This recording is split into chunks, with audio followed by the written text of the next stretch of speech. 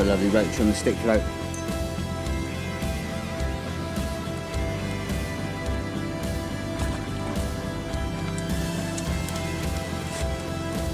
Okay guys, we've all done. I don't know if you can see all this, but it's a lovely great big bag of fish.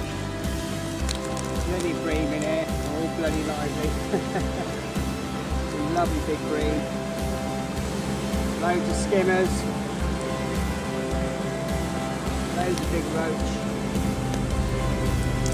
Absolutely net full there. Probably about 25 pounds. Some lovely big roach. Morning. Welcome all back to the channel. This morning I'm out at Ludden Bridge on the River Am. My plan this morning was to go to the Wensum down there opposite Cow Tower, because I've never ever course fished it in there. Sunday the 24th of August, and I got down there and it was all locked up. I'm not sure what time the park opens on a Sunday, but I got down quite early, about 5 o'clock. So I went to Wroxham. I thought I'll go to Wroxham, that'd be a safe bet. Again, Rory's long stay car park, barriers down, locked up, so I couldn't get in there. Put my head in at Horning, which is on the way here. There's boats everywhere, just couldn't get a space, and I just thought, there was one little space, but I thought, oh, there's going to be people coming and going all day long. The pub's there, it's going to be busy, and filming, this, that and the other. So I thought, right, last shot is either here or down at Coal Harbour. Come here, got a nice space here, I'm just to the right of the bridge, and today I just thought, let's have a nice little pleasure session, just go out and no sort of fixed ideas or intentions or anything like that. It's just catch a few fish and see what we can get and enjoy the day. And I've got 3 things set up. I've got a feeder, which I've clipped up to about halfway, and that's just, I'm aiming for literally the point of the green building over there. It's a gentle flow at the minute and it's going from right to left. It's that building where the older seagull is there. It's my aiming point. I've just got I've got a Zebto trophy. It is 3 meters 30, and it's got a really light 1 ounce fiberglass tip in there. I've got 8 pound fox braid on there, down to a 6 pound shock leader. I've got a 30 pound cage feeder, 30 gram, sorry, cage feeder. I've got 1 feeder bead above, feeder stop above, but that's a good couple of foot away, so it's just sliding conventionally at the minute. A buffer bead, 2 more feeder stops below, so I can adjust the length of that hook link. I've got 2.3 pound Silstar hook link on there, and a tiny size 20 Amazon B520 on there at the minute. Although I probably will step that hook size up because I'm getting loads of bites, but I'm missing a few of them. But they're all quite fast and raggy at the minute, so I suspect they're little roach and bits and pieces like that. I've had 2 or 3 roach on there. I've also, again, about a third of the way out, or just shy of halfway, I decided to, I brought it with me and I thought, oh, I'll set it up and use it. I've got the Shakespeare Omni X 11 foot match rod, nice light match rod, again with the Shakespeare 3000 reel. That's just 4 pound mainline on there, again down to 2.3 pounds Silstar hook link and a size 16 Amazon B530 on there, but I probably will put a smaller hook on there. And I've just got that running up to the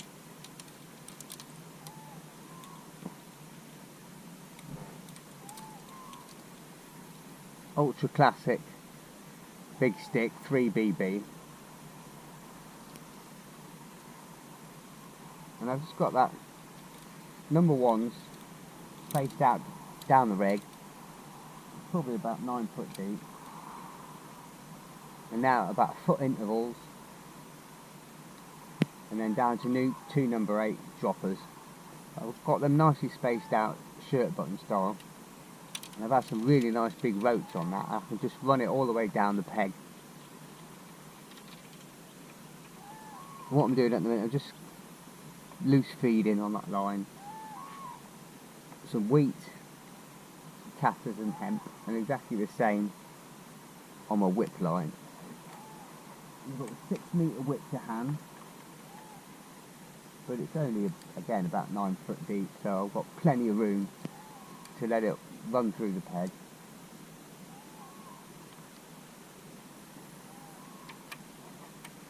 I'm fishing it at pretty much, I'd say, about 5 metres out.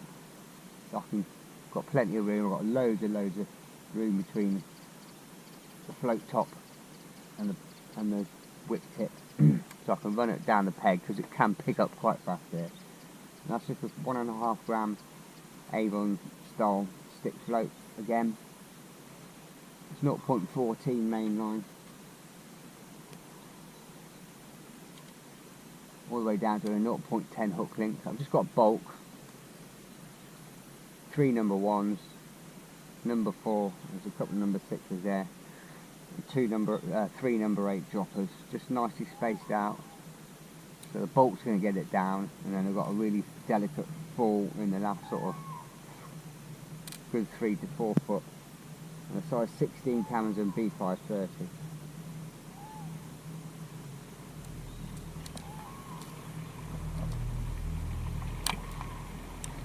The baits today are, I've got my ground bait, which I've really darkened up with some caramel, molasses in there, some stewed crushed hemp, a few bits of hemp, and that's 25% fish meal, 75% brown and green crumb, some coriander in there, some coconut, just ever so slightly damp, just for plugging the feeder. About a half tin of corn, a pint of casters, a pint of red and white, was about 2/3 of a pint of red and white maggots there, a couple of pints of hemp, which I done last night,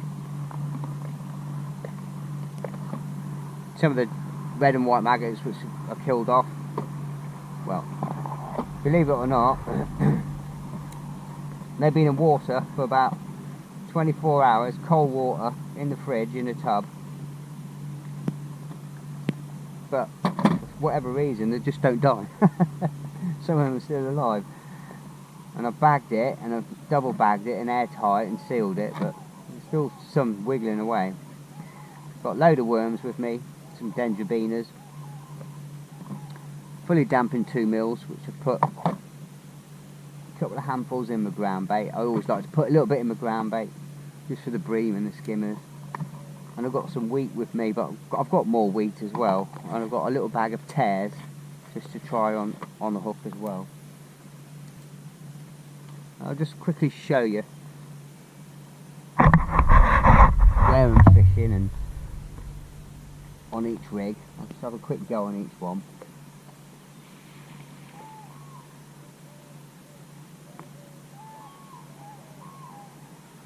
As I say, today it's just all about enjoying the day. Enjoying the day, enjoying the scenery and surroundings, and just getting out and enjoying everything that fishing's got to offer. And that's the great thing about our sport. It has so much to offer for so many different people and so many different walks of life, and whether it be fly fishing and lure fishing, and pike fishing, sea fishing, carp fishing, river fishing. We're all after the same thing, is to get out and enjoy nature and catch a few fish, and whether that be, you know, some people like the peace and quiet and tranquility, and others go for the scenery and surroundings. And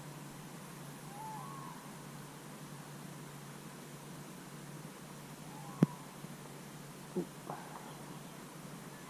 swinging that out, probably about a metre from the wick tip.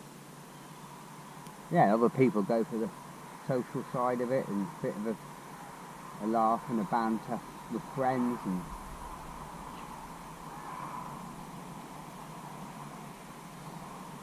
there's so many different sides to the sport. I think you should embrace it all, and whether it be trying to catch a big carp or a big barbel, or you know, specimen style angling and targeting certain fish and species at certain times of the year, and whether you're a match angler and you just get that fix and adrenaline rush, which I miss. You always get them butterflies that come at the start of the draw before you pick your peg, put your hand in and see where you're going to be fishing, and the excitement you get when you get your first match win. And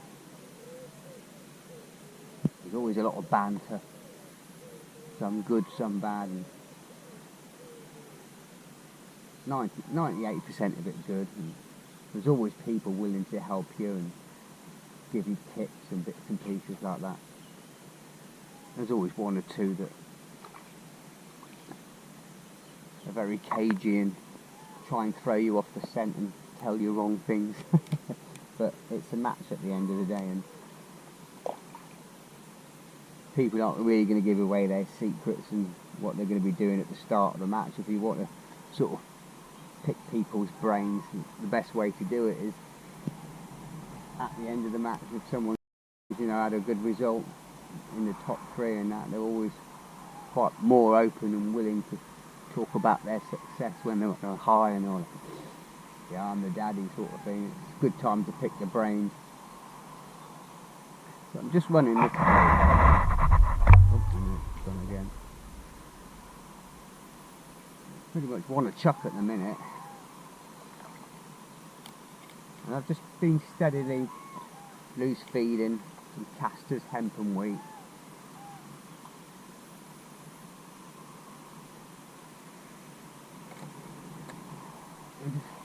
I'm not feeding a lot.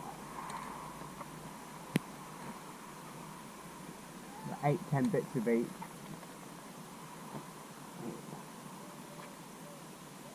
I'm just tripping the bottom on this, just literally tripping the bottom.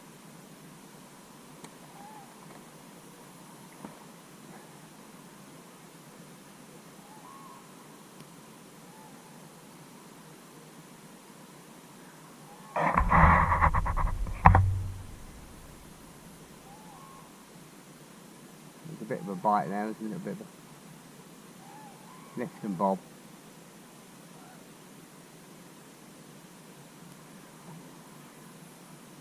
Feels like a better fish. It is, it's a skimmer. I'll be.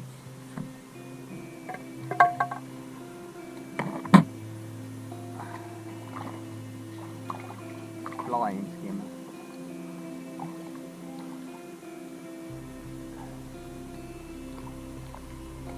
Oh, we're in the net.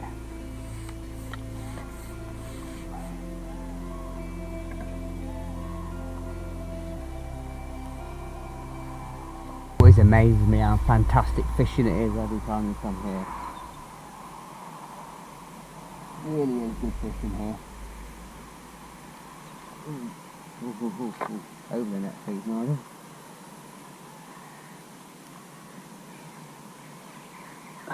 Nice way to start the day. And those skimmers here are always quite willing to come in close. I was lucky because that maggot bent over the hook point there. Lucky to get that one. It's gone right over.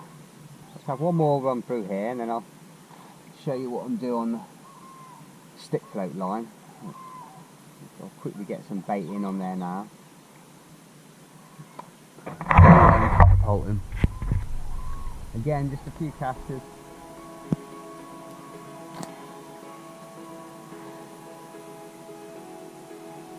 Pinch of hemp. A few casters, a few bits of hemp.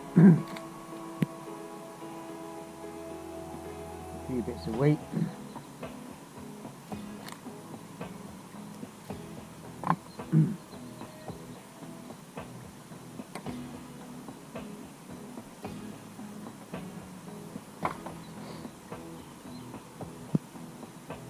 Right, let's get one more run through on this whip line, and then I'll switch over to the stick float. I'm going to go for double red maggot. You keep that bait going in as well on this line. Just a pinch at a time.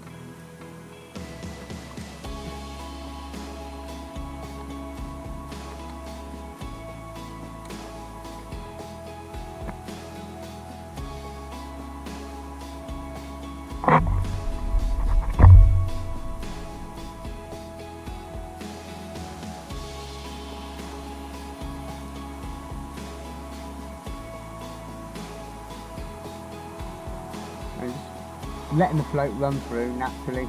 I'm not holding it back at all. And there's a bite. That line behind the back of the float.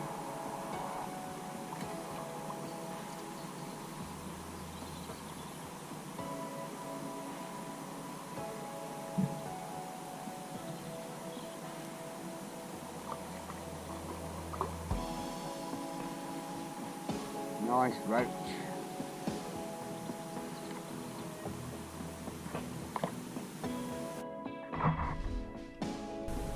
There's always good quality fish here, always good quality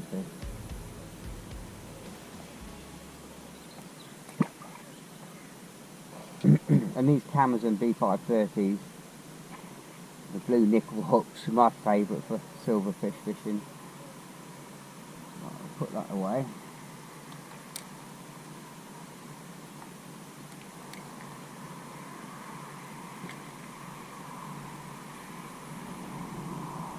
Pick up the stick float, and again I'm just going to go for double red maggot.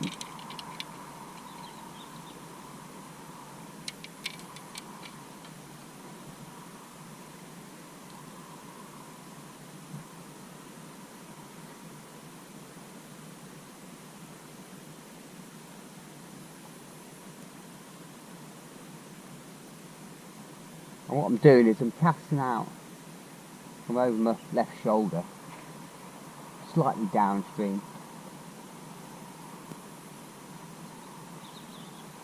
and a good second or two before the float hits the water, I was going to land, trapping the line, and you'd see a nice straight line of shot, and straighten all that out. There's sort of like two conflicting flows here, on these inside lines, and even the stick float is running from right to left, but you can clearly see from the main current under the bridge there's a big channel, a big creek that's flowing left to right. You can see that there, and that's always a really good line to fish on, that big crease there where that water's turbulent.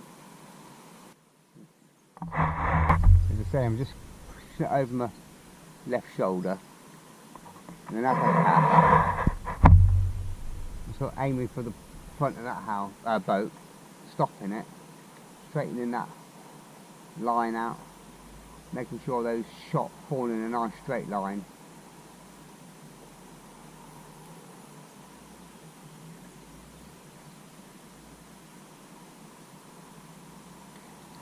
I try to sort of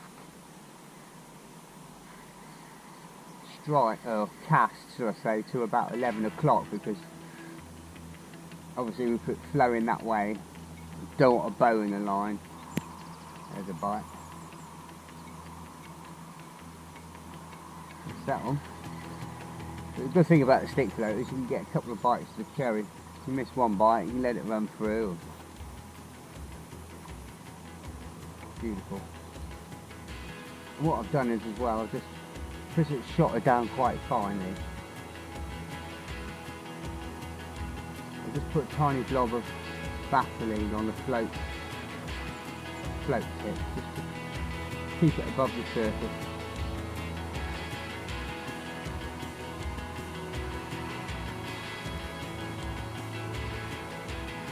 I'm just tripping the bottom there, I'm running it through.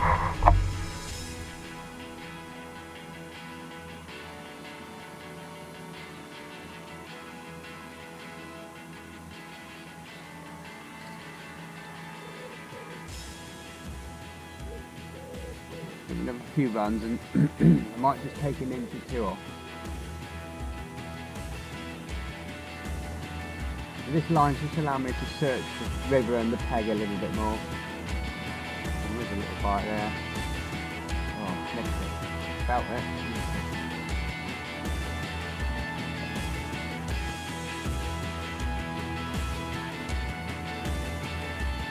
I'm getting the bites a little bit further down the peg because I'm catapulting it in, and with the depth, I'm getting the bites about 9 o'clock-ish, 10 o'clock. So. But there are good quality roach on this.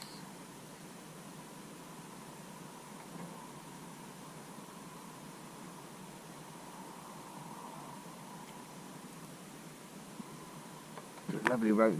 We'll get that in there. So it's a double red maggot.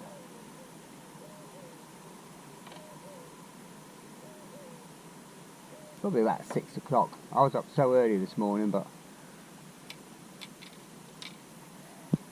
as I say, this is like my 4th venue I've been to.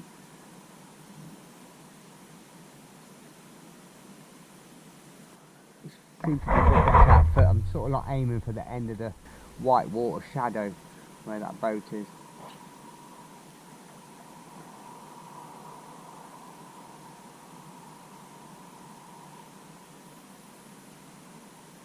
But we're in no hurry, we've got all day if we want to.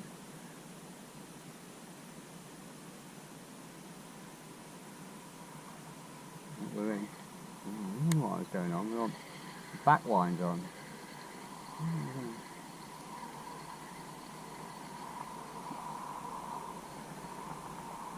Oops.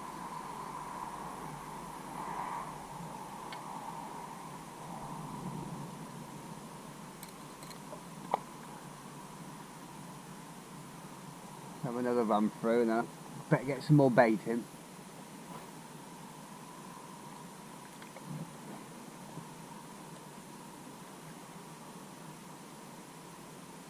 Finding it a bit better further out.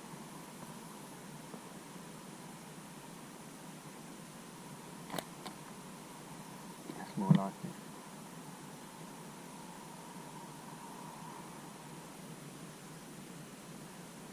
And keep some bait going in on my whip line as well. Forget about that.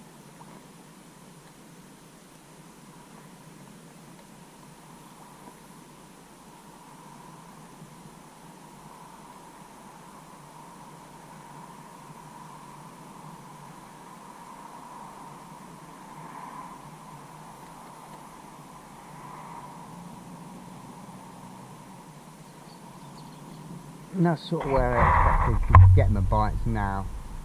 Oh, I missed that. 9, 10 o'clock-ish.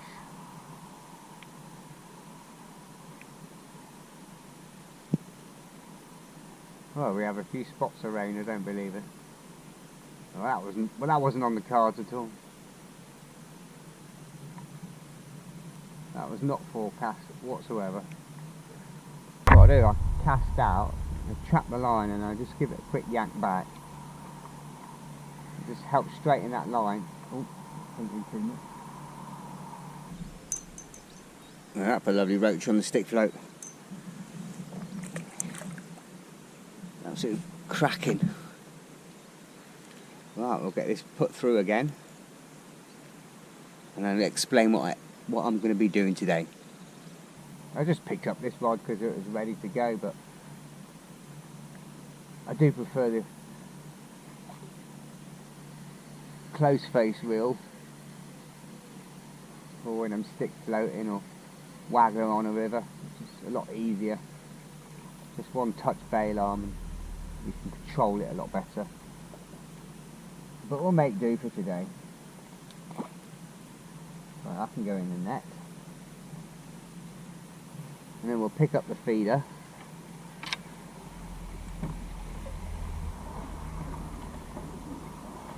Keep that bait going in all the time.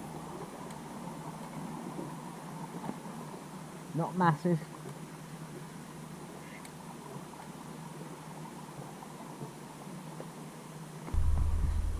Lightly plug in the feeder, not too much. A few bits of corn,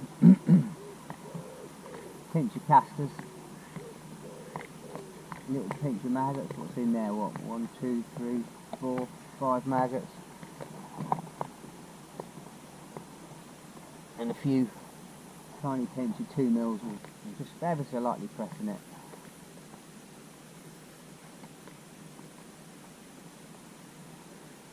So we're clipped up, and we're aiming for the point of the house.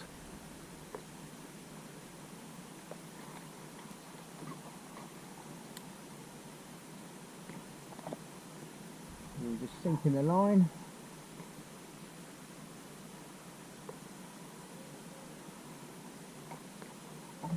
And we use my rod rest today, back to old school.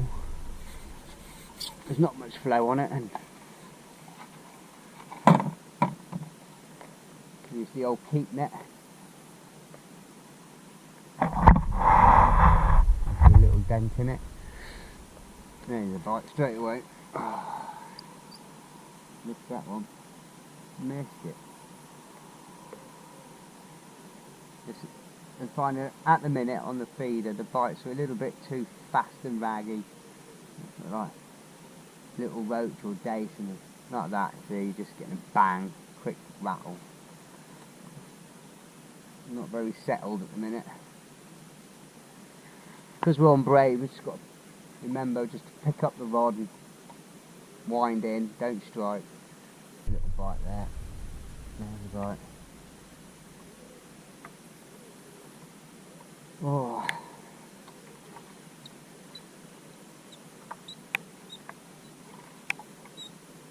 Well, this rain's not good. I'll go get the jacket on.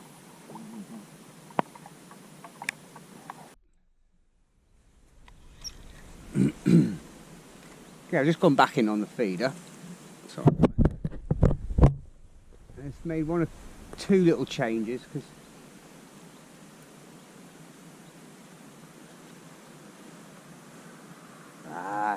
come off. Fiddling around trying to get the camera on. A little bit of a skimmer.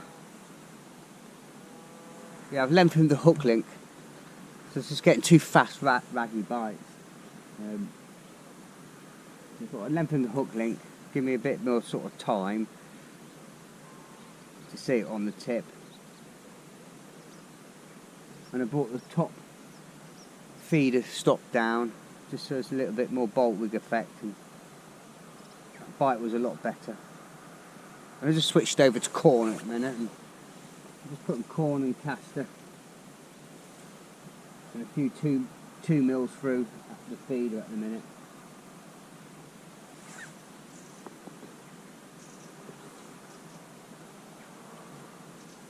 Trying to be a little bit more selective and a bit more bream and skimmer selective. I just had 2 guys come down and with their lure pike rods and that, and I just shouted, "Pike fishing!"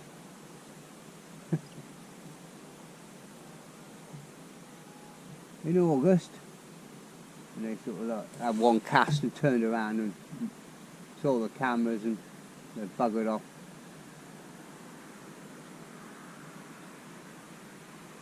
But we're just putting a tiny bend in the tip because it's such a sensitive tip, and sometimes can be too sensitive. Sometimes a slightly stiffer tip is better because obviously this can sort of sometimes over exaggerate the bites with it being so fine. Sometimes you want a stiffer tip just so you're seeing less, if it, you know, sounds a bit counterintuitive, but it's a bite.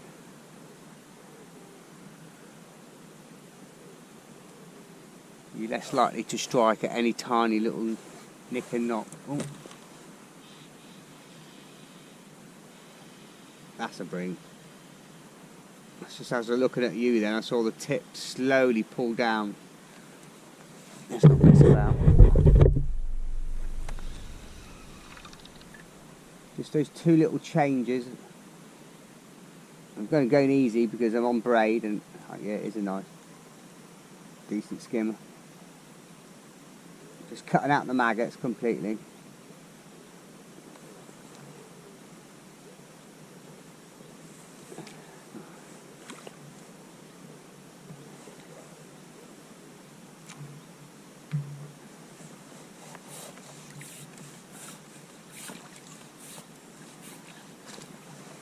That's better. Maybe a couple of pounds. Well, where there's one, well, that's straight out. It's a real chunky fish though, that's quite heavy. I'd say 2.5 pounds.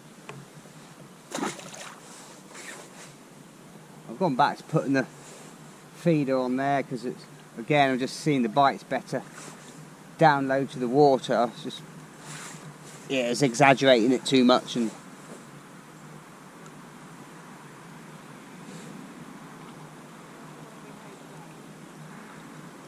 let's get some more bait in. Just keep them other lines alive.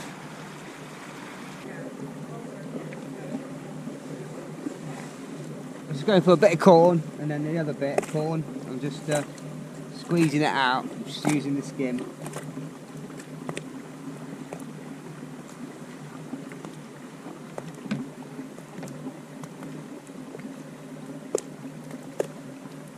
Corn, 2 mils and casters. That's all I'm putting in at the minute. Take it or leave it.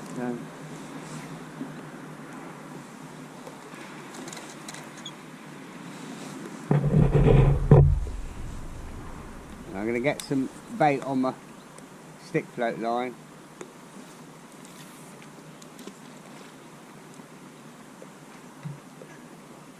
That's all I'm going to put in the tip.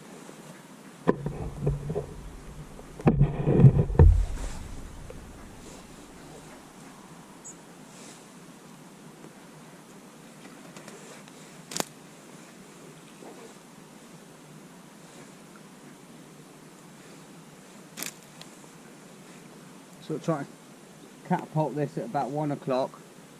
Oh, there's a bite. Missed that.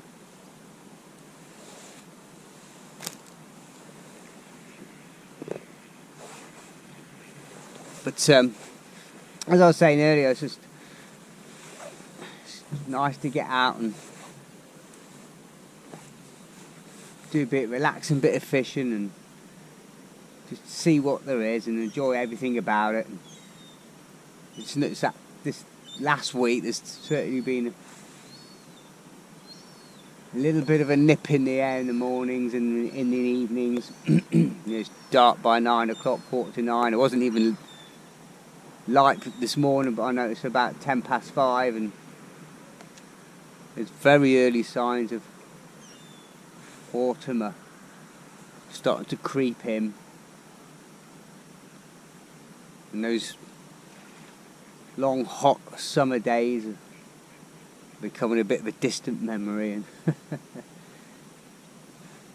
month or two ago, and we sat in shorts and t-shirt and absolutely sweltering and getting a nice tan, and missed that one. I should have been a bit more patient. Should have been a bit more patient.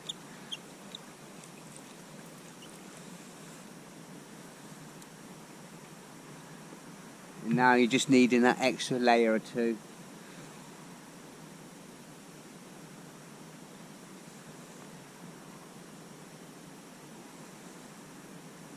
Not quite autumn yet, but there's early signs, and it won't be long before it is autumn. Get September here, late September, October, and that's sort of like the worst time of year for me. It's just, don't get me wrong, it can be fantastic fishing. You know, get the weather conditions right. You get a nice warm spell, September, October, and the fish really take the opportunity to get their heads down and have a good chow, their last supper before winter arrives, and they can really turn on and you can catch some really big weights. But it's just battling them torrential wind and rain you get, so it can be a bit tricky. And it's, for me, it's always been my nemesis is like the wind, especially when I used to do a lot of match fishing, and I started match fishing when I was 14, 15, but all the way up until in the early 30s, but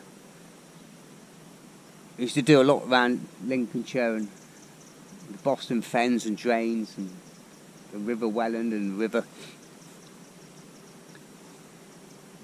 Witham and all the rest of it, especially those drains and fens when they're blown at absolute hoolie and the wind would be blowing up or down the fen, and it'd be literally like fishing the sea. You could have 8, 10 inch waves lapping on, and when you're in the club and you club match fishing, and if you don't turn up you get maximum points, and you can only drop 2 matches a year, your worst results, but so you've got to go regardless of the weather, wind, rain, thunder, snow, you're inclined to go. Nice bite. And it was always that angler that could master the windy conditions, always, you know, on a good peg or bad peg, was always the one that come out on top.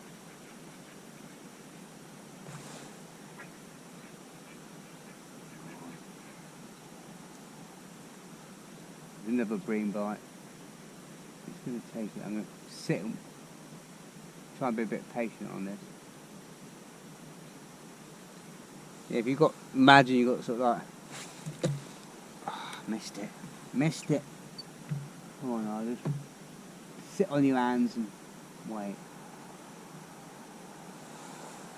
If you imagine you've got sort of like 10-inch a foot waves lapping down a canal or a drain and that, and you're fishing a float that's fixed, you might think you're plumb up on your dead depth, but when your float rides those waves up and down like you would be on the sea, your hook and your bait is also rising up 8, 10 inches and then sinking down into the trough and laying on 8 or 10 inches.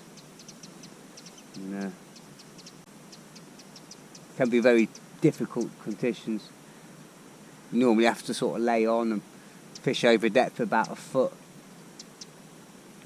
But depending which way the wind is prevailing, turn yourself to the back to the wind and have your rod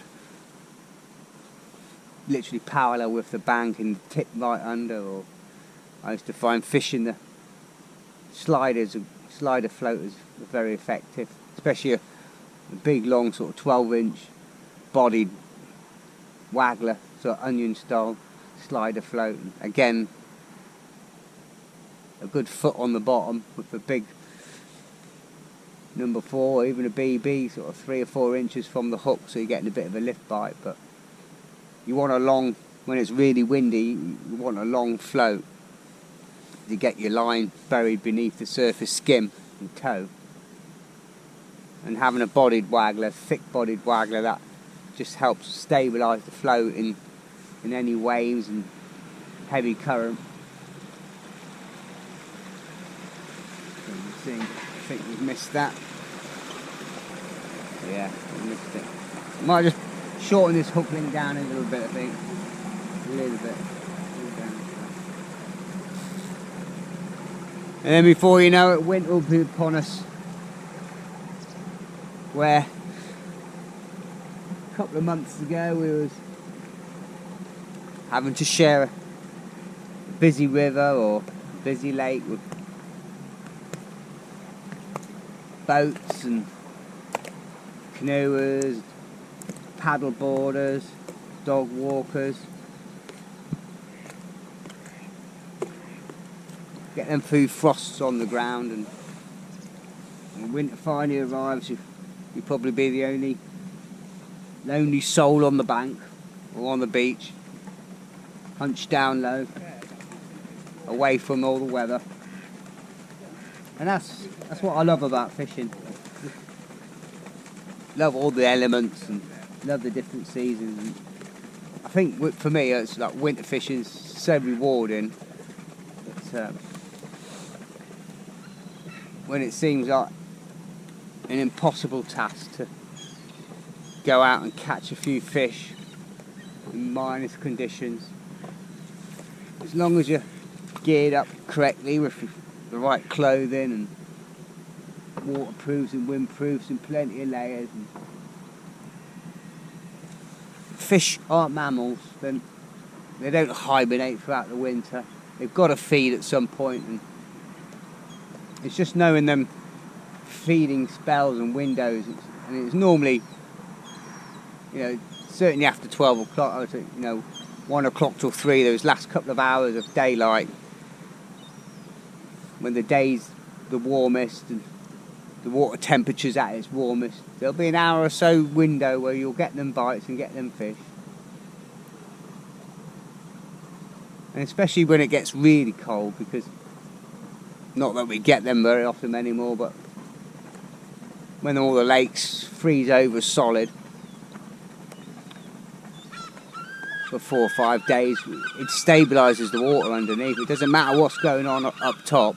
It could be windy, rainy, sunny, bright, and once there's an ice cap on a body of water, the water underneath is at a constant stable temperature. The fish quickly acclimatise, and when that thaw starts, or if you can find a sheltered southerly point of a lake or somewhere that hasn't got any ice on it, it can fish its socks off, it really can. And then we'll be round to spring, and then again those last few weeks of this river season I find very, very good. The last couple of years, March to March the 15th, those fish are coming out of their winter state and warming themselves up and really get on a chow down. You can have a fantastic few weeks on the river just before close season.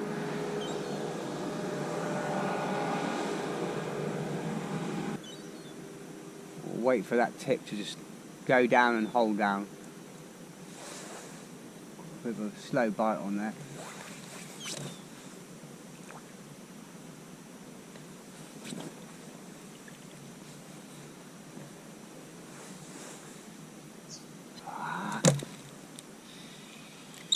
Turned into a fast jaggy raggy bite. But hopefully today, with it being supposed to be about 22, 24 and no wind,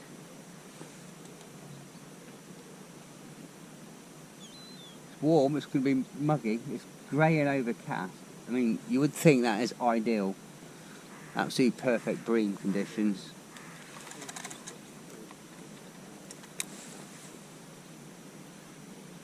It's grey, it's gloomy, it's warm, no wind.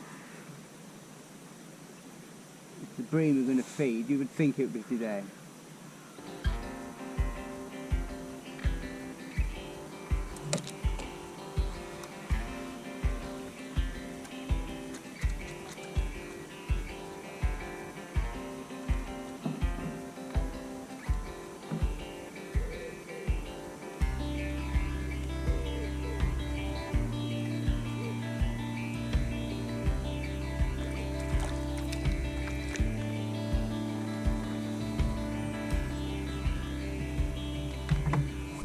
Roach, not a bream, but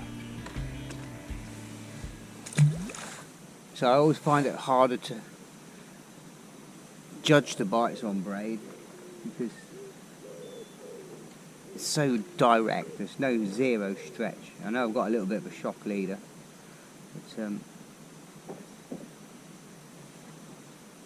but sometimes it's, as I said, it seems to over exaggerate things, and you've got to be really patient when you do, just lift the rod. I'm going to give it one more cast. I might just try a bit of worm in a minute as well, just to see. Try a bit of worm on the hook, and then if we don't get bitted out, and get a few skimmers or whatever, we'll start introducing a little bit of chopped worm through the ground bait.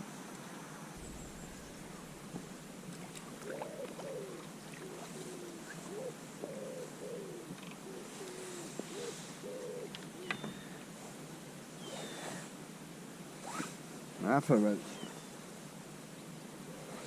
The bites are starting to settle down on the feeder now.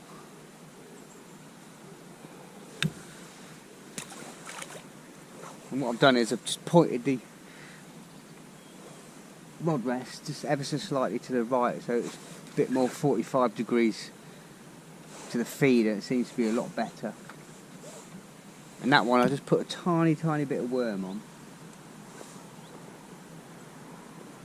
And a good bit of form. Not put any worm through the ground bait. I'm just sticking to a sweet corn caster and 2 mils, and that's it at the minute. I'm just squeezing the bait a lot harder now. I noticed it was making a little bit of cloud when it was landing, but because it's mixed quite dry. Just want to get it down to the bottom. I want those first few to go in and create a bit of a cloud, so there's bait falling through the water. And now I want to sort of home them fish down on the deck more.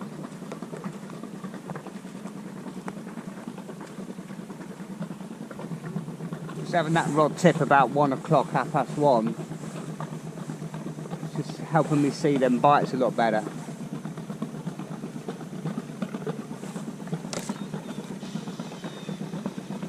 Like that.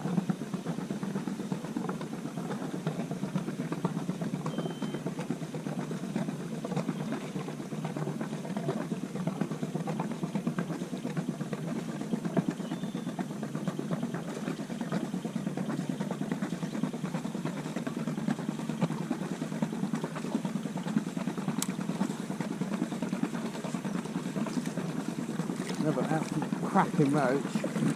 I'll net this one just to make sure. As it's just a pleasure session and we're in no rush, I'm going to stop and have a coffee. I can get some bait out. I don't want to, even though the bites are coming nice and quickly now, I don't want to overfeed the peg, so just going to stop for a couple of minutes and get myself a coffee and just let it settle out there. They won't go anywhere. Start make sure I'm feeding my other lines. Don't want to ignore them.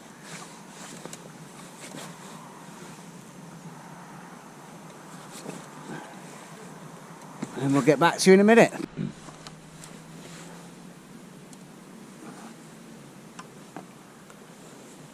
Another little skimmer. I've just put just gone back to a small piece of worm and a single piece of corn. This is the second skimmer I've had, and I've had a couple of nice roach and a nice big rudd. That's it. I'll just cut the line on that one. We'll get it straight in the net. I've got it hook out, but I'm just shorten that hook link up. But certainly took that worm and sweet corn well. Shorten this up. But what I'm having problem is that just because it's hardwired in my brain, when you're so used to fishing mono all the time, it's just do not strike, even do not even sort of lift up and pull. You just lift up the rod and wind. That's all you've got to do. And I've been getting a bit frustrated because even though I keep saying it over and over and in my head, do not strike, do not strike.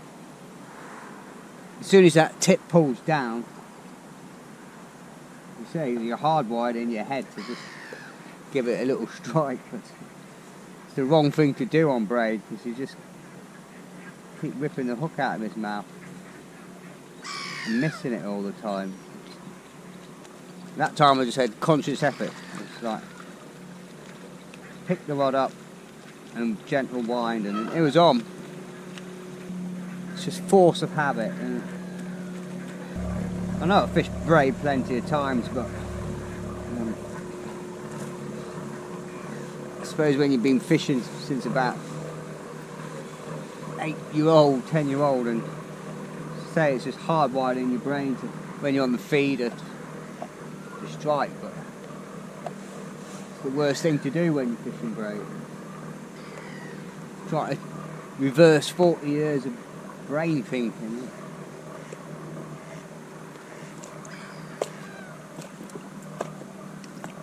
I've not put any maggots in whatsoever for about a good half an hour, 45 minutes. I'm just feeding a little bit of hemp as well, seems to be helping.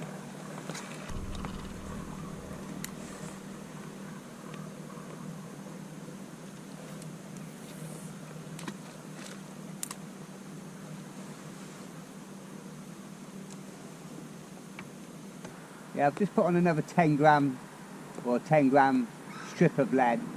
So I've got about 40 grams now, and it's definitely helping. I just think that light 30 gram feeder was holding, but I think it was just on the edge of sort of tripping out. That one hoofed over. Come on, Nigel. Absolutely hoofed over. Yeah, I think it was just whenever something just picked up the bait, it was tripping the feeder out a bit. I'm not going to put any bait in this time because I was only in 20 seconds. Still really busy here, always is. Nice roach again. I've just come off the feeder just to let it settle a little bit. The bites were getting really fast and raggy, and I've just come on this whip line. And I'm getting plenty of nice roach. I'm just sort of alternating the hook bait between casters, wheat and tares, and get some nice fish on tares at the minute. I'm just hooking it through, leaving a bit of hook point showing. I'm just swinging that right out, drawing it back to my line. It's not flowing very hard at the minute, that's why I came off the feeder. I just want to see what the tide was doing, and it's really slowed up at the minute. Still ever so slightly going right to left, but I'm sure in a minute it will turn. But the tares, I'm getting some fantastic roach on tares. And the bites are just, the floats just disappearing straight away, taking it really confidently.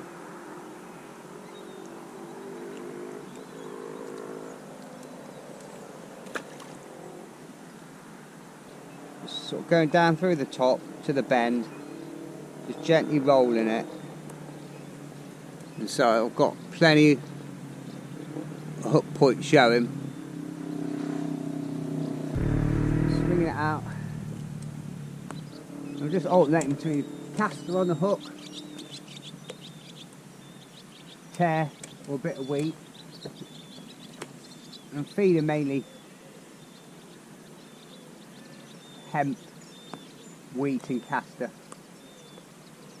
I'm still keeping feed going in over my stick float line as well. I've kept that going. But I've noticed with the tear as well, once that float buries, just to count one and then strike, because they're really hanging on to it. If you strike too early, you can just pull out of it. Quite a big firm bait. There's no sort of like little dibs and bobs, and the float just buries.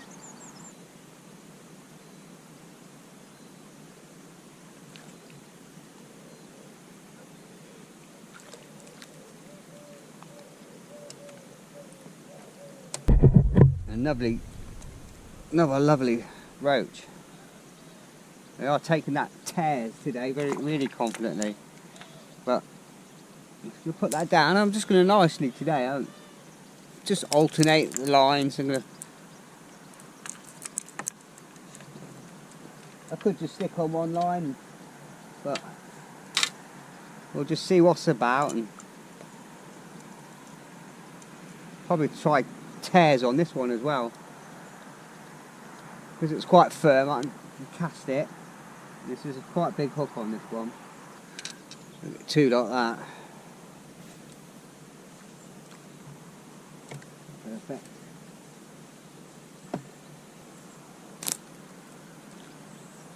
I've been catapulting a few maggots on this line as well.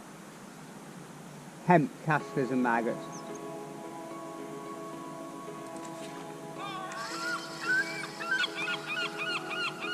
You can actually tell the difference between when it's sort of tripping and a bite, because you can see the line behind the float drag and create a V on the surface.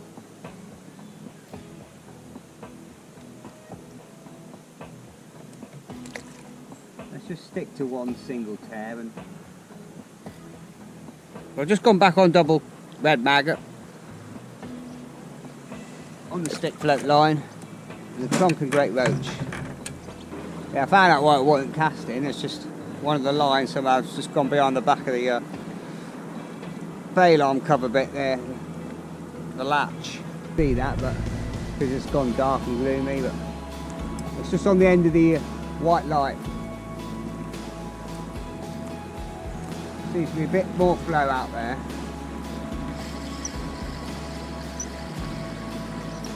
Not a lot, but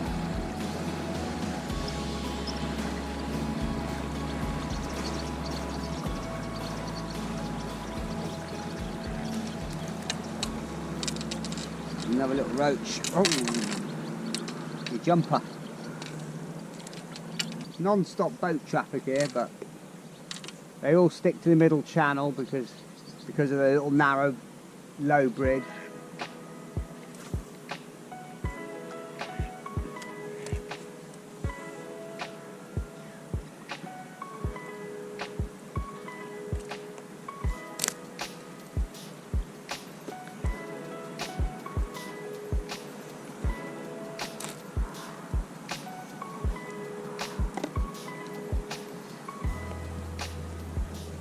Just talking to a woman who's come down walking her dog. She's on one of the boats.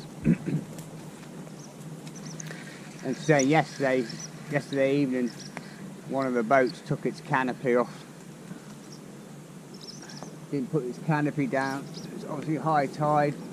We went flying under the bridge, took the canopy off and got wedged.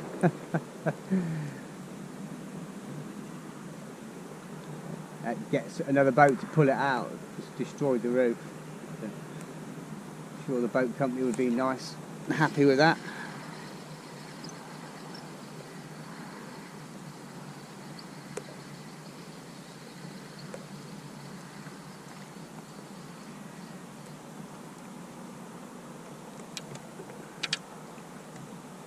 Another lovely roach.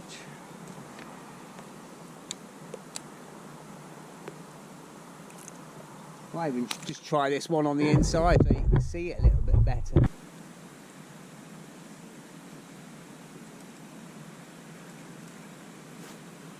Right, I'm going to go back on the one more run through this, then I'm going to get back on the feeder. It should have settled by now.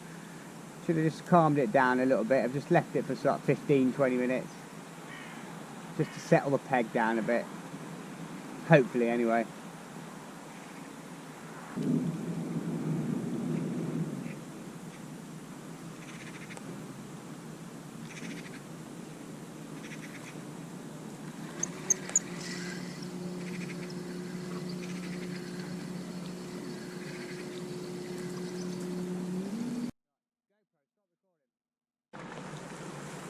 Another rod on the feeder. It's the bites are just so finicky, and I just think there's so many boats now going past over my line, and I just can't seem to get them settled. The bites are just really fast and raggy and not very clean, and probably connecting with one in every sort of like 10 bites, 2 in every 10 bites. There's that many boats, and I was quite lucky a minute ago because one came out from under the bridge. I can't see the boats coming out from under the bridge coming this way, and obviously the boat was passing that way. Before I could get my rod down, just felt that line grating on the bottom of the boat. I quickly dipped the rod tip and the rod hoofed over.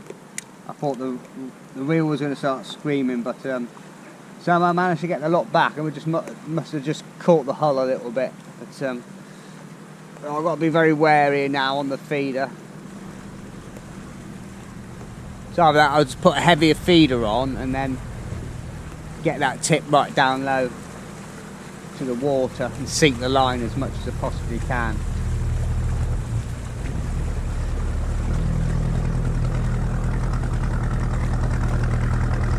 But if I'm going to go here and catch really good quality roach, one after the other, so I'm not getting any skimmers or anything out there. That's a noisy diesel one.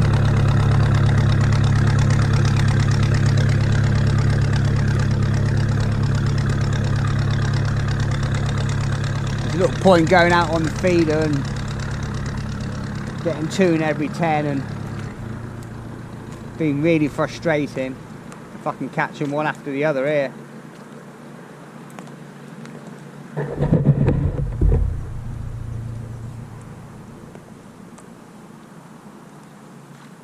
Oh, missed that one.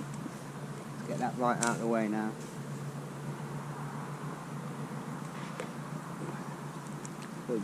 They are loving the tears today for whatever reason.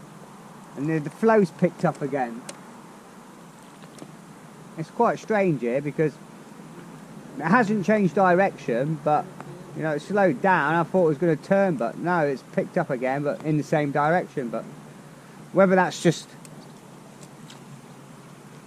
the way the river sort of like is here, as I say, there's 2 conflicting flows, one down the middle, like this morning was going left to right, and this one all day here is going right to left. Where because the bridge is really enough for one boat only, really tight, you must get like on each side the flow pushing the opposite way as the water's trying to get through the bridge, and there's no point going on the stick float line at the minute. It's just so many boats there. And what I am going to do, as soon as I bring this in now, there's a bite, I'm going to give it a quick replumb. Right, let's give it a quick plumb up.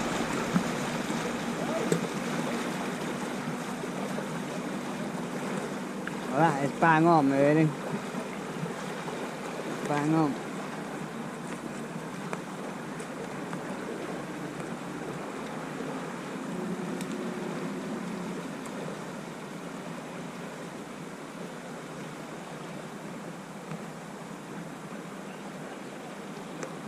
There's a bit of a shelf there, actually.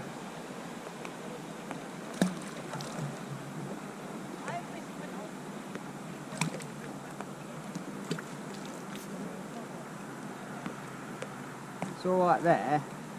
If I go out a little bit further, seems to be a bit of a shelf. Just about there.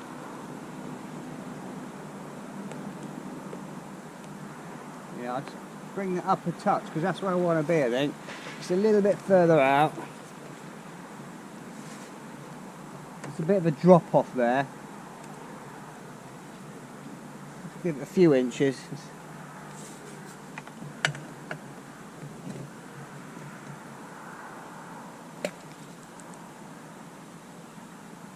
That's bang on. I just want to be sort of like when I'm plumbing up, because you've got to take into account the weight of the plummet sinking into the bottom a bit.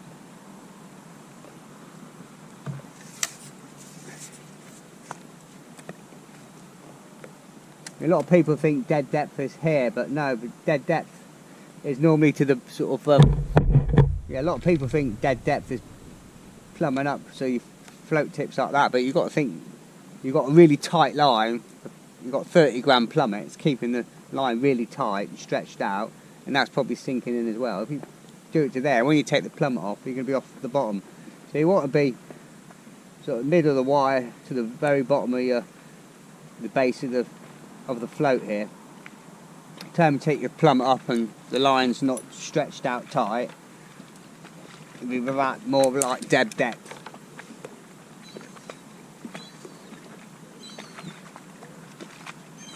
Especially if you're on a heavy silty venue.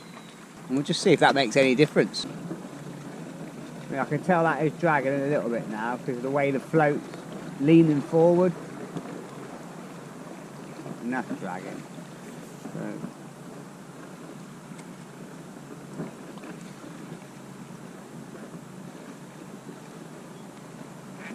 That's a better. That's where I want it. Just off the edge of that ledge.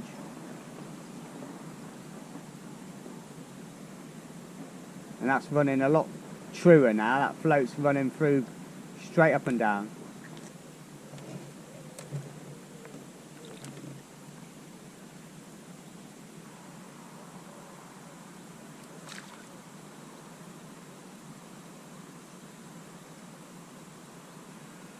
I think when you're on the tear, you've got to really give it a good hard strike because, as I said, it's another lovely roach. I don't think I'm striking quite hard enough sometimes. That's the nice thing about these Camazon B530s, they've got a nice long shank. And these tears, I do them myself, buy them dried and just soak them for 24 hours and slowly bring them up to the boil. Simmer them for about 10-15 minutes, straight out and refresh them. I just think they're like little bonbons for the fish, little gobstoppers or something. Because you're feeding hemp, and give it a lot more point showing like that.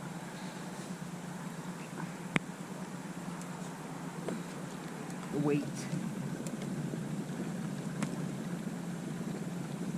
Taster in there. Just holding it till that bolt settles. And that's it. That's better.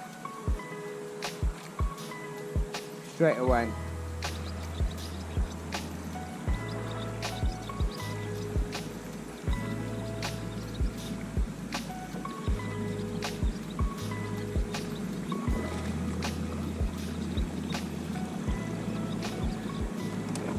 I don't mind catching fish like that on the tear.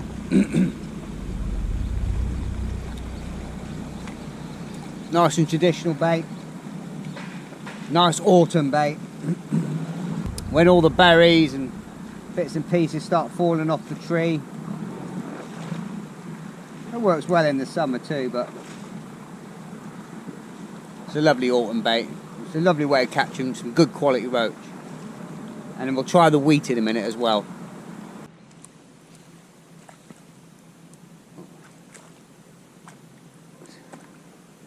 Come on. In you go. I've just stayed on this whip line and I've been feeling quite heavy now. A lot of hemp, some bits of wheat and a few casters.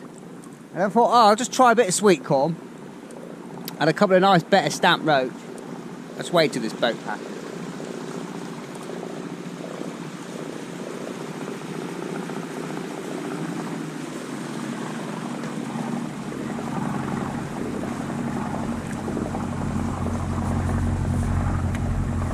You know, I was just thinking as well, went to the tackle shop the other day and tried a bit of sweet corn on the hook and 1 pint of casters and a couple of nice clonking roach, which is getting a hell of a lot really. And if you want a couple of pints of each, so that's a couple of runs through.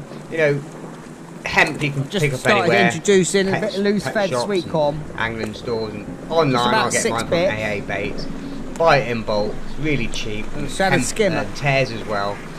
Got to prepare myself, just soak them for 24 hours in cold water. and then just simmer them in water. And wheat as well, cheap as chips. You can get wheat anywhere, bird shops. Not change when places. Fishing or anything like that. Again, I get mine from AA bait. Got to introduce him some sweet corn. And it just bulks your bait out. It makes really cheap. Sort of bringing a better fish. In the autumn time and winter, some absolutely cracking roach and blood and all bits and pieces. Give it a go. I'm going to concentrate on this line as well now.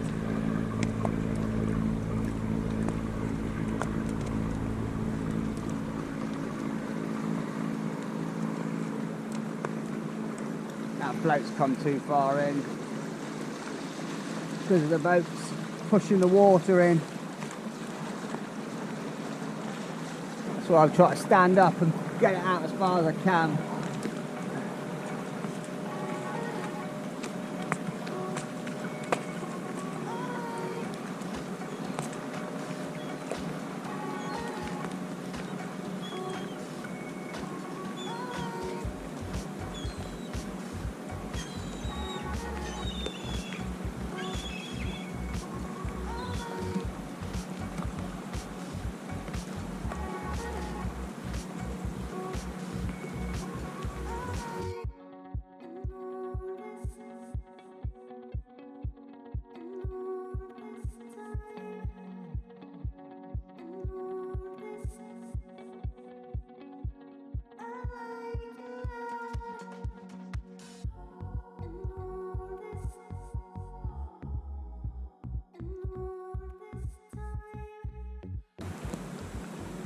And that's not off the edge there because that float's leaning forward as it's going down the river. It tells me them bottom shot are dragging on the bottom. So the shot behind it and floats in front. And that's why it's cocking forward. It wants to be running through straight.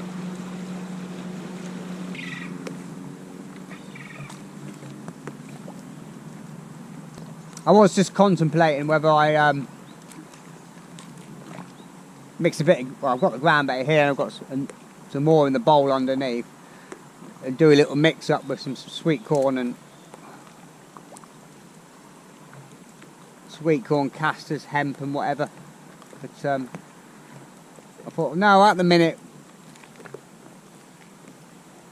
while we're catching and it's not flowing too hard, let's not change things for the sake of changing things. It's working at the minute.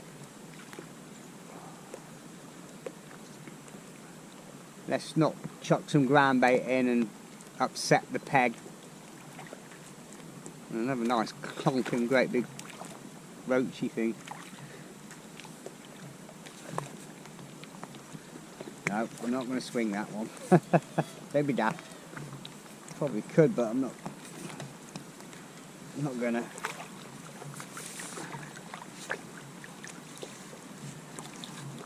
Roach on the corn. Oh, and the hook's come out in the net, even better. This is not running very well, is it, Nigel?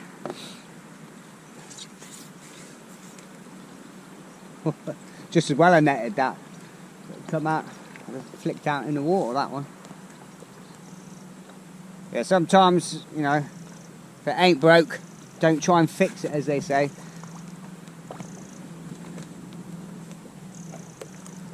And if that flow picks up later on and I think it's getting too much for the loose feed, I can either bait dropper it or mix it through the ground bait.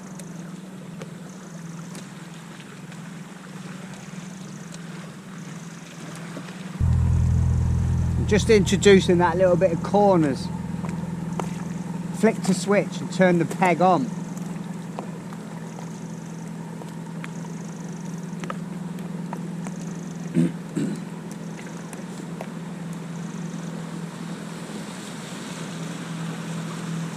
Right, we'll carry on doing this. Another fabulous roach on the corn.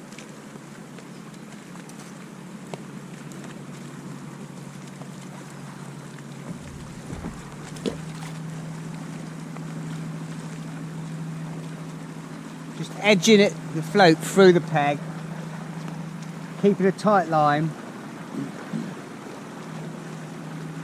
swinging it out as far as I can get it, because it is ever so slightly, with all these waves and boats, just pushing it back in a little bit, but it seems to sort of like nestling against the ledge. Oh, I missed that one. Missed that one completely.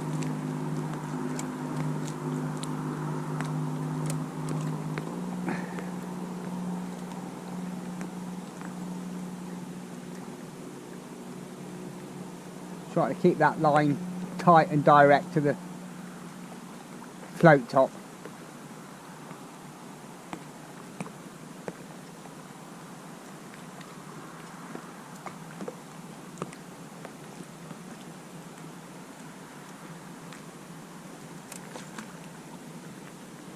And that is a decent fish.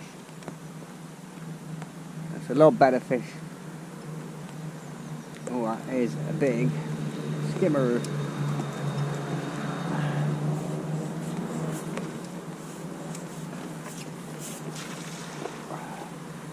And there's Mr. Cormorant. Do not ruin my day.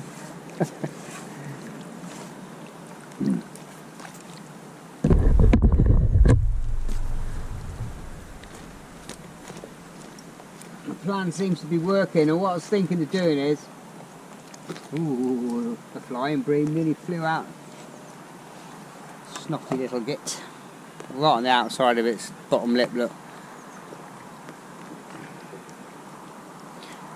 Yeah, what I was thinking of doing is definitely not putting any ground bait in, but I'm going to go and get a bait dropper in a minute and just bait dropper in some castor, sweet corn and 2 mils, just one, just put one down, but I'm going to still carry on loose feeding over the top, but just see if I can home in a few skimmers and bits and pieces like that. Okay. I'm going to get one bait dropper.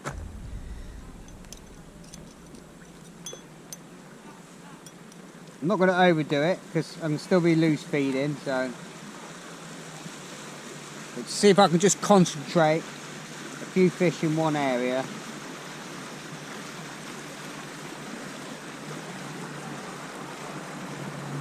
And all I'm going to do is I'm not even going to put any ground bait in. 1, 2, 3, 4, 5, 6, 7, 8, 9. About 18 bits of corn, so not too much because I'm running out. Typical, isn't it? Some casters and some 2 mils. A few more 2 mils. Just one of them like that, and I'll get that swung out.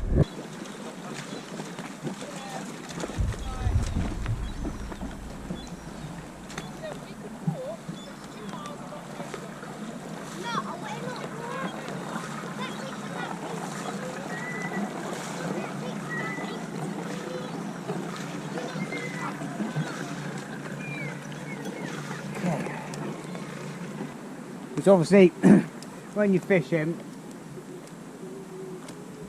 I dare say if I put a shallow rig on, I can probably catch some dace and rudd and bits and pieces shallow, and then the roach are underneath that, and the bigger roach and hybrids underneath them, and them skimmers on the bottom. So you can almost have sort of like 3 pegs in one. We had 3 rigs set up, one shallow and one mid-depth and one on the bottom. One maybe a bulk, get it straight down to the bottom for the skimmers and the bream, and one strung out rig. And you can do a lot with one sort of bit of water, one sort of peg.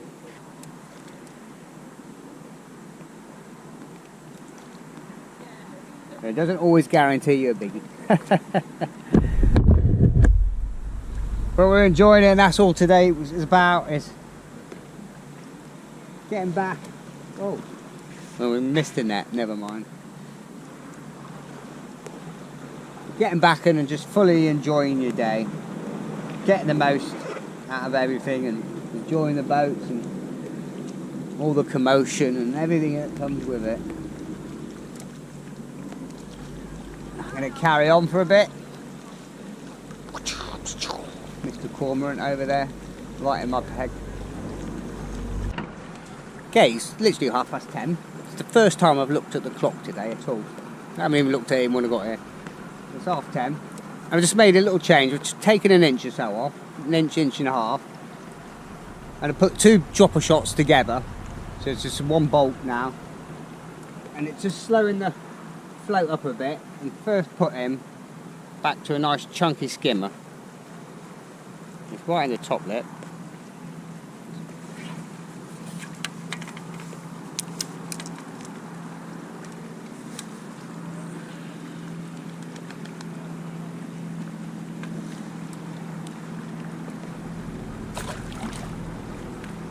Good fun on the whip. So what I've done now, I've got about 8 inches and an almighty tangle bar. What's happening there? I just put the 2 number 8s together. It's a little bit more direct. There's all this slime on the line. Okay, just made a little bit of a tactical change. Well, that sun's warm now. It's just sort of started blasting through the last 20 minutes. Just because I haven't got masses of sweet corn, typical. I only brought half a tin with me. But I've left myself sort of like 3 dozen bits for the hook. I just made up a load of ground bait. The rest of them are ground bait. Good handful of 2 of casters. A little bit of just a little bit of live maggot, a few dead maggots, loads and loads of hemp, a couple of bits of 2 mils and some wheat in there. But I can get the fish directly in front of me now, and just putting in, oh, missed that one. See, to getting the bites where I want them, it's bang on 12 o'clock.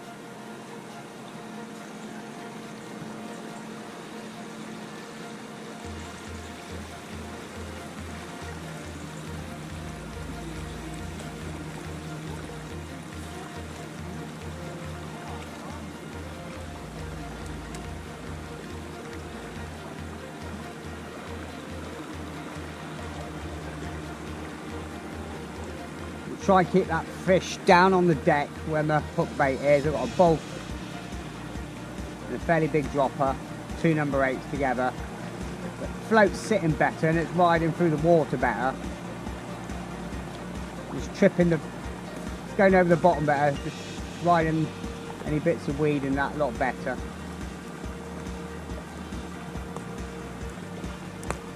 That flow's sort of starting to pick up now.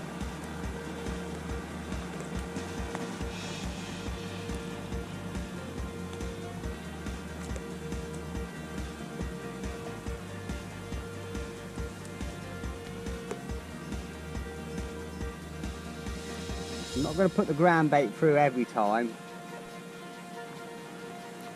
Every couple of runs through, or every couple of fish, let's say.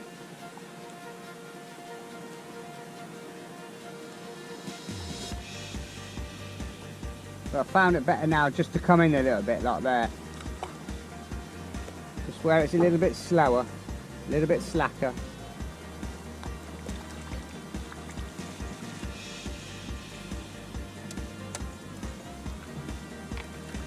Ooh. He's still on. He's still on.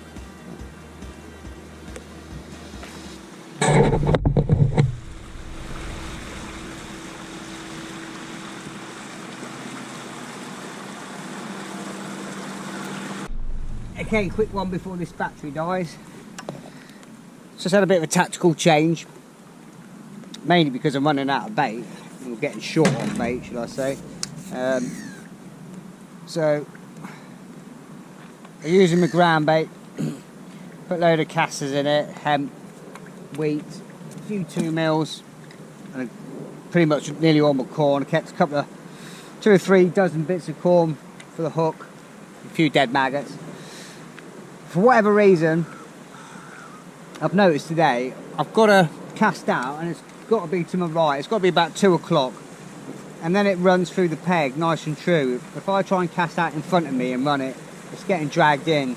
especially for all these boats as well. It's making it a little bit like a wash machine effect out there. But as long as I cast them out about 2 o'clock, as far as I can, and then let it run through, I'd have mixed the ground bait quite dry, because I found earlier on it was too wet and getting it down to the bottom and made it go funny, but just making a nice cloud for them to come into and follow the loose feed down, and it's brought them back in again. That's too close in there, but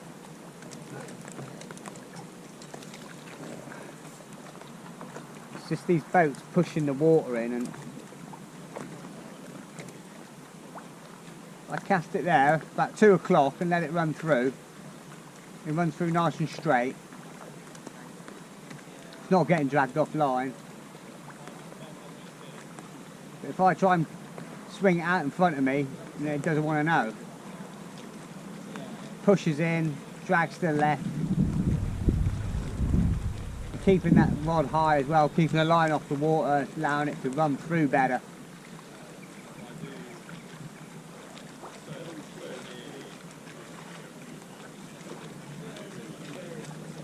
We seem to want it running over the baited area and not plonking it on top of it.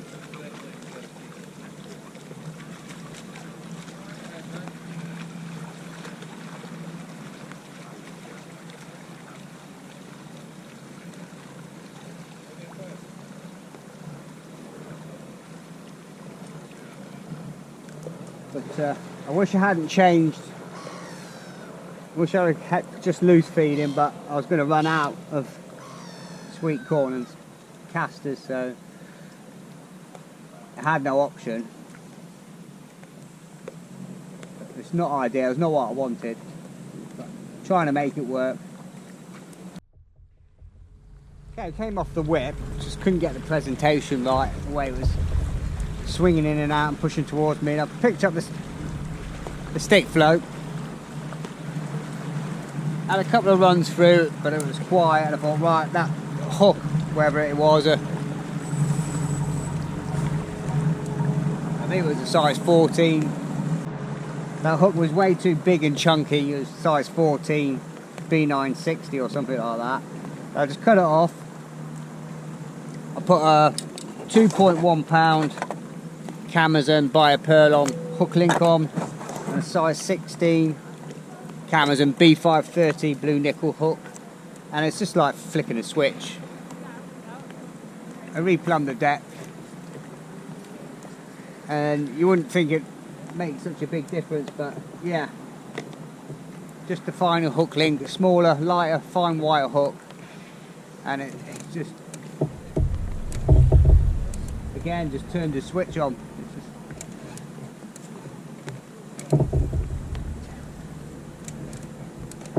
And I've also, yeah, it was a stupid mistake putting the ground bait through. I've stopped now. Yeah, it was a stupid mistake putting the ground bait through. I mean, I've got plenty ahead with me. I've got more casters there, dead maggots, and I've got plenty of live maggots. So, quit the ground bait, and I've gone back to hemp, feeding hemp, maggot, and a few casters. Yeah, no, it's just transformed the peg again. Like I said earlier on, you know, sometimes if it ain't broke, don't try and fix it. But now, because I can get the distance, I'm casting just before sort of 12 o'clock, so I'm not upstream of me, and I can just let it run down naturally with the current. I'm just trying to feed a bit of, plenty of hemp, a few casters and a few maggots, pretty much every chuck, and slowly the peg's coming back to life again. No, nice second I say stop recording. Float berries. Yeah, just 2 or 3 little changes has made a massive difference. Massive difference.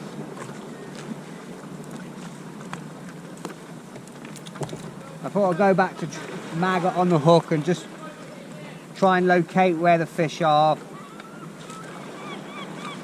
And they've moved slightly downstream, but not too far. Getting a bit like boat wars out there. It's like Piccadilly Circus. People trying to back up and waiting their turn to go through the bridge while people are coming the other way. And not these ones. I've noticed 2 or 3 of the Richardson's boat hire, the orange boats. They just bombed down here way too fast. I screamed at 2 of them. Way too fast.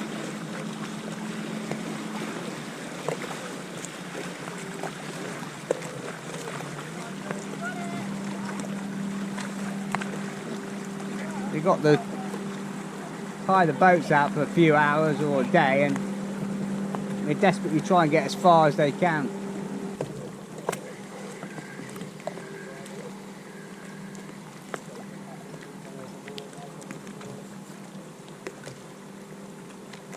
I've just basically got a bulk and 1 dropper. I'm going to play about with that. It's just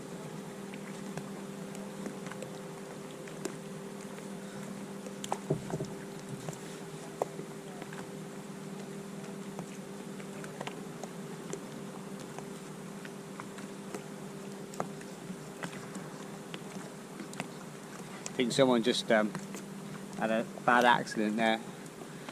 There's a boat mooring and someone's gone overboard. I can see him trying to pull someone out.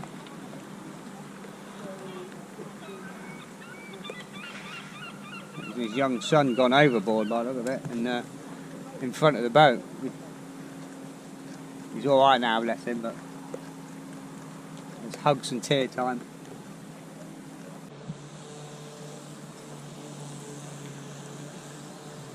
Well, I've gone back on the whip and just been doing what I initially was doing before. I've got a bulk of 2 number 8s and then the main bulk above that, and I've just gone back on the sweet corn and just loose feeding, and yeah, shouldn't have changed it really, but hey ho, that's the way it goes. You live and learn, don't you? That's what fishing's all about. As well, I've been missing a few bites, so what I've been doing now is I'm just lifting the whip directly above me, just straight up, and just been hooking them all.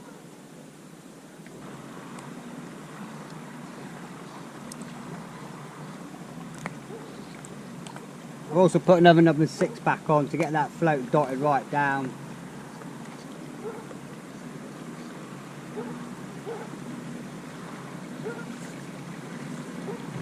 Some lovely roach now. Lovely roach and rod.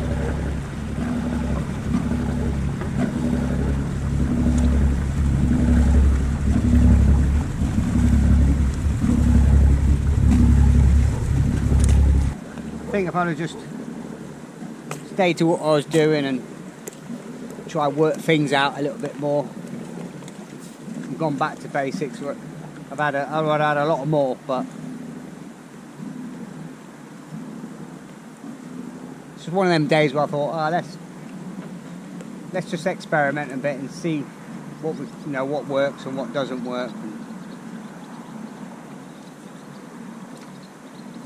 And get some lovely rudd coming in now.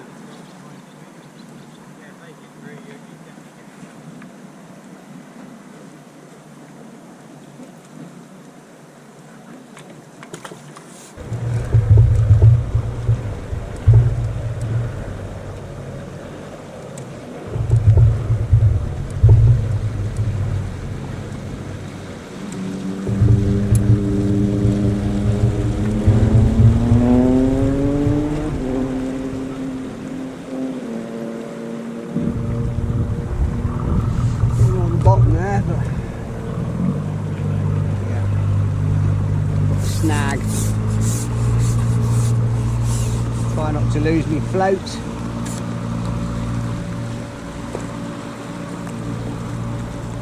What are we on? No, somebody else's line by the looks of it.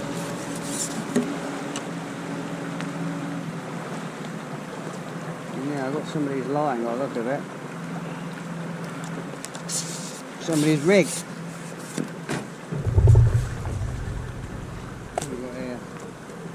And a feeder.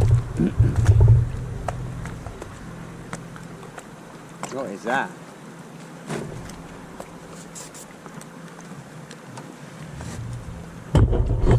It's exactly the same feeder as mine, but it's not mine because mine's here with my lead on it. So, right. What's going on here? Good. Get rid of that rubbish. Never be afraid to, if things aren't looking right, feeling right, and things start to go a bit iffy. Never be afraid to just mess about with your shot and pattern and your shots and your depth and all the rest of it.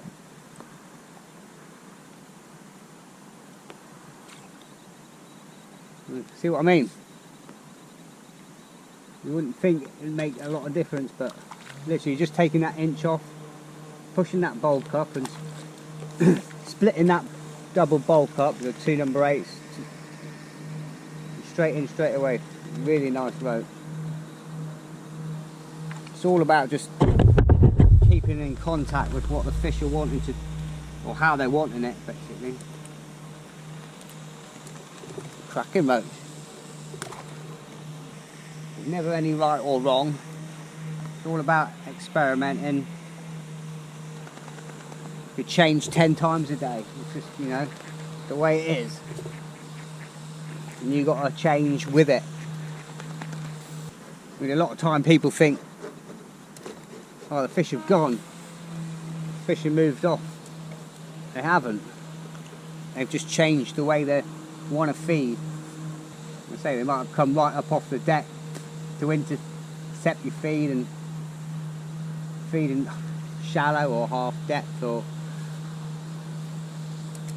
you might start on a bulk and end up spreading it out to a shirt button style if that's how they're taking it on the drop. And I can probably see there as well that it's still lifting a bit, so they might have come right up in the water. So what we'll do in a second, I'll bring this in if I don't connect. I'll pick up the stick float, and just because I can adjust the shot a little bit easier on that one, push it all up and just have 1 or 2 droppers and just see if we can get a few fish on the drop.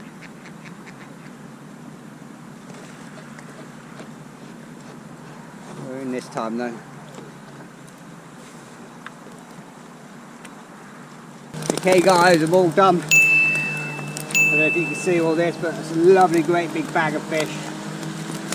Plenty of bream in here, all bloody lively. Some lovely big bream. Loads of skimmers. Loads of big roach. Absolutely net full there. Probably about 25 pounds. Some lovely big roach. Absolutely stunning roach. Some beautiful rudd.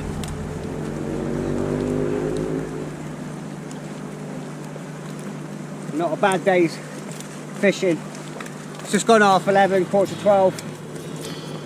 We'll get all these back.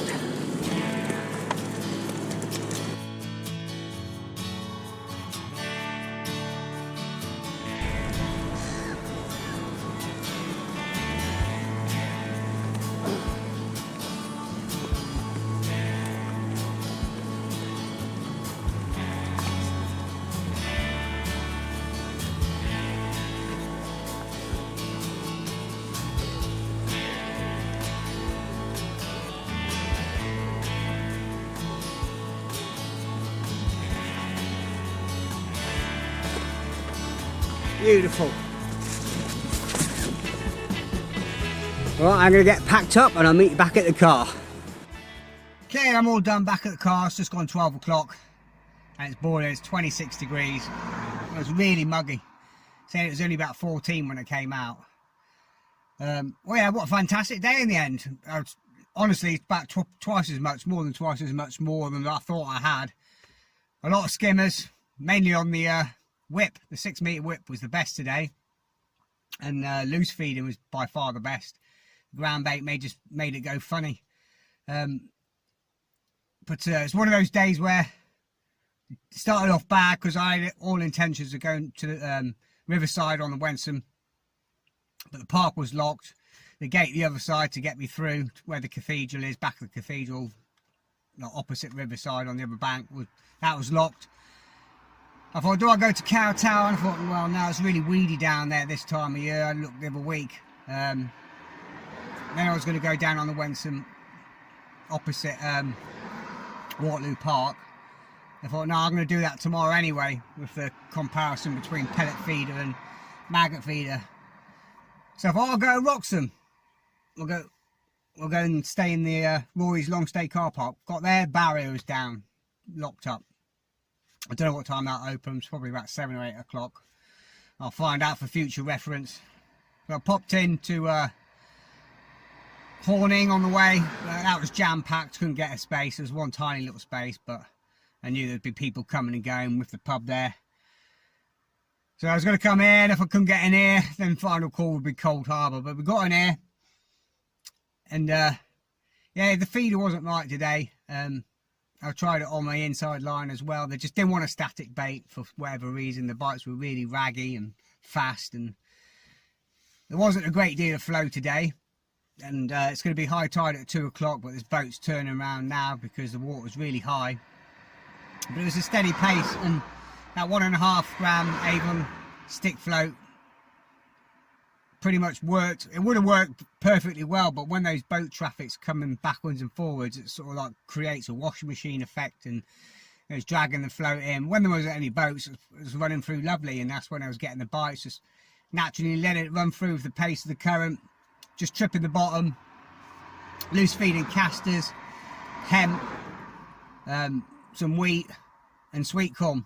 And sweet corn on the hook. I stopped feeding maggots in the end. It was only that last sort of half an hour when I was running out of bait, but I chose, you know, I had the ground bait made up with bits and pieces in it, but no, I stopped using that. It was just going funny. It went quiet. As soon as I stopped and started loose feeding hemp and casters again and bits of sweet corn, the peg transformed again. And it's just one of them days where nothing really sort of settled, as in presentation wise.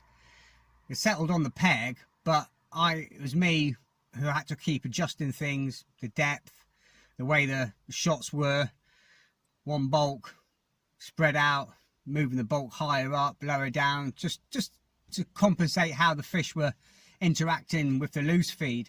So you just had to keep playing around with your shot and pattern. But yeah, it was a fantastic day, a good 25 pound of fish there, some cracking roach and rudd and about a dozen or so skimmers. So in the end, it worked out perfect. So I hope there's plenty of good tips there. If you like the video, press like. Subscribe if you want to. It's all free. If you press the notifications every time I upload a video, it's all there. It's no obligation. It's all free to watch. Anyway, tight lines, guys. All the best, and I'll see you again next week. Bye for now.